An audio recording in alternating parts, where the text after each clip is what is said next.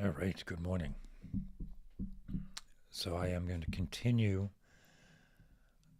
talking about poetic presence. So yesterday I talked about Walt Whitman and his poem Crossing Brooklyn Ferry, and how in that poem, uh, not just metaphorically, not just poetically, but literally, Whitman is present to us here. Uh, Using poetic techniques for sure, right? Like using very vivid descriptions of his immediate present to capture his presence in the time past, calling forth us and making us aware in our time present now that we're experiencing similar, but then dissolving the difference. And so as you read that poem, Whitman emerges, as we do, into this sort of shared experience. That shared experience resides within the imagination. It is fueled by precipitant consciousness. Right? These are all ideas that have been thrown around in these videos. And I want to get across the idea that art, poetry, music, sculpture, painting, these are objects that are created with deliberation in the imagination that act as sort of anchoring points that pull us in there into this shared experience. So this week I'm talking through 3, maybe 4 examples. Whitman was yesterday. Today I want to talk about Nabokov and his novel Ada. So Ada is interesting. If I were to describe it, just sort of the way it's structured, it's presented as a memoir covering the entire lifespan of a family, but in particular 2 people, Van and Ada. They meet when they are 10 years old, they're cousins, and they spend their life together even when they're apart. The book is presented then as a self-memoir, right? A memoir that maybe was written in their 30s and then edited by much older. Right? So you have multiple layers. You have the narrative, you have the memoir, you have the editing, and then you have interjections within the editing between the 2 readers, between Van and Ada. So right from the get-go, just from a literary device, the sense of where you are in time is complicated, but complicated like a mosaic is beautiful. And you can focus on one element or another and read it differently depending on which sort of stratum you want to focus on. Then in the center of the book, it's actually not the center, it's the golden mean. It's 3/5 of the way through the book. There's a real interjection. There's a lecture that Van Veen, the character, is presenting, and it says Meditations on Time. So the content of the book includes this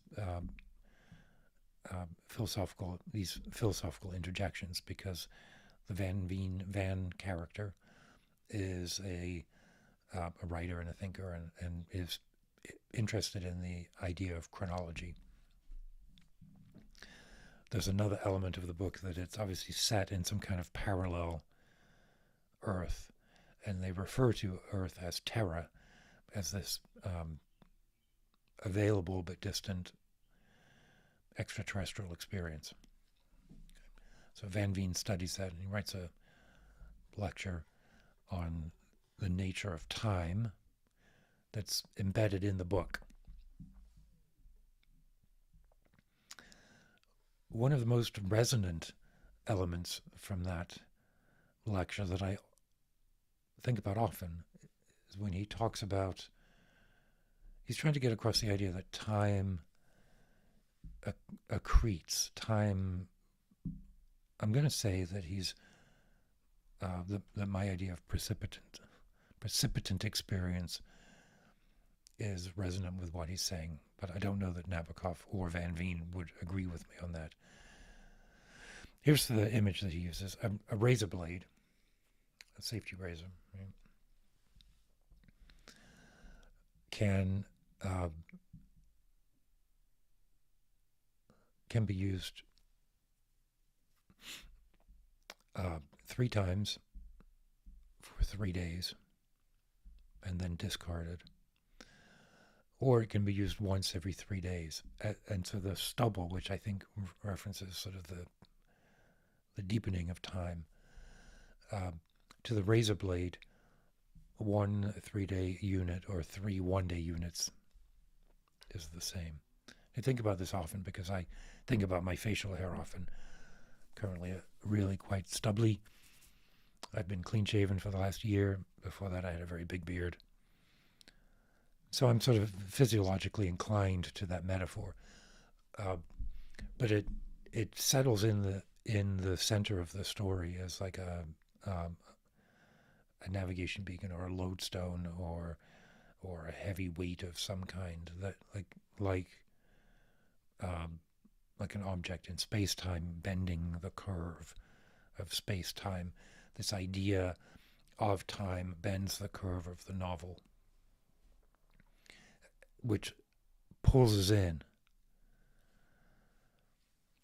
And then we are exposed to, or we are introduced to, we get to experience the narrative interplay between what actually happened, what's being described, and then the editorial voice of Van and Ada. And at the very end of the book, when they're now well into their 90s, having spent an entire life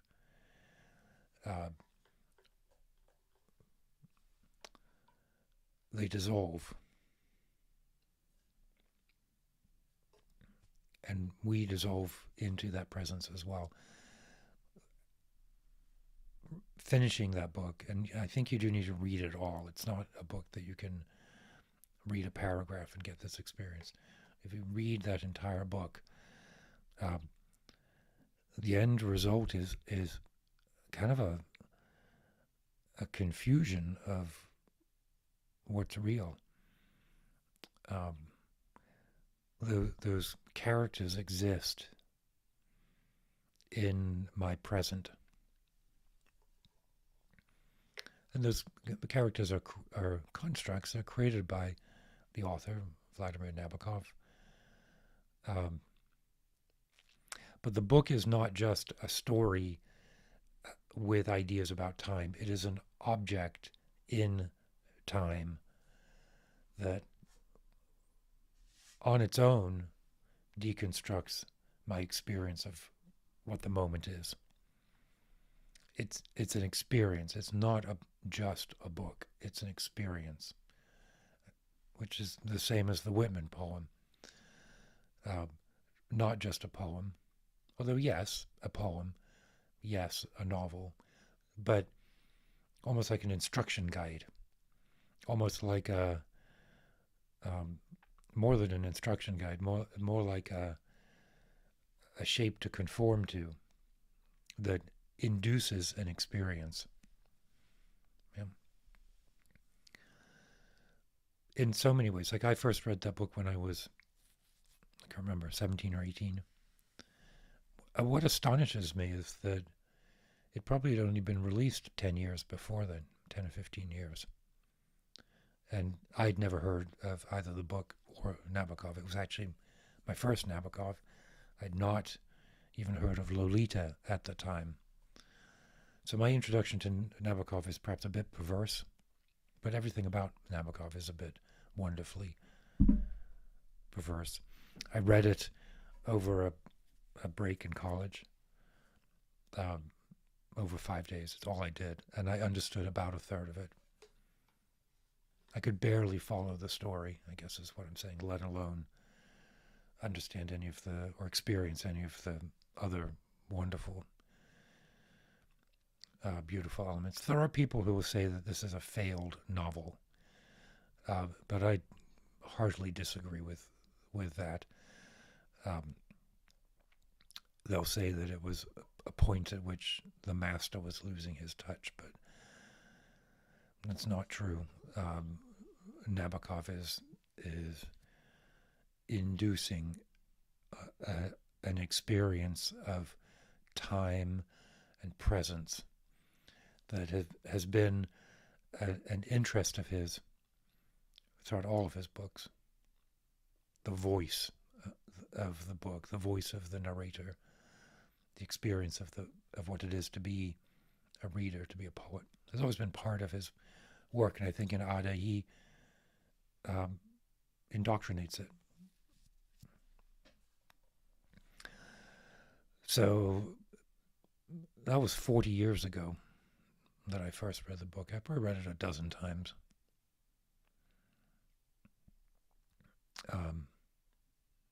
And you should read it. Take the time. Don't be intimidated. Nabokov is a most wonderful author. And even, the first 10 pages are deliberately off-putting, I think. He mirrors the Russian habit of beginning with genealogy. Just get through it. Just read the book. Read it like I read it. If there's something I didn't understand, it switches between languages a lot. Not in big sections, but phrases and references will switch between Russian and French. And it's written in English, of course. Just don't worry. I didn't worry that I didn't understand it. I was just intoxicated by it. Intoxicated in the most sort of ecstatic and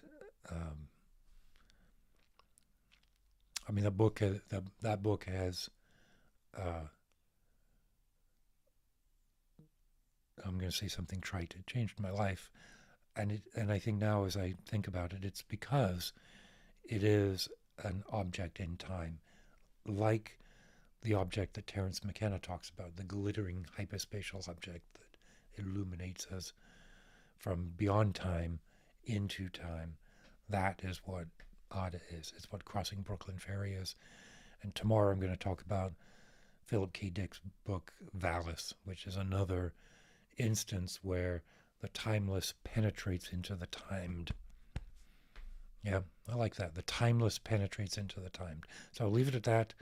Let me know if you have any questions, comments, suggestions, corrections. Totally up for all of that. Keep your wits about you.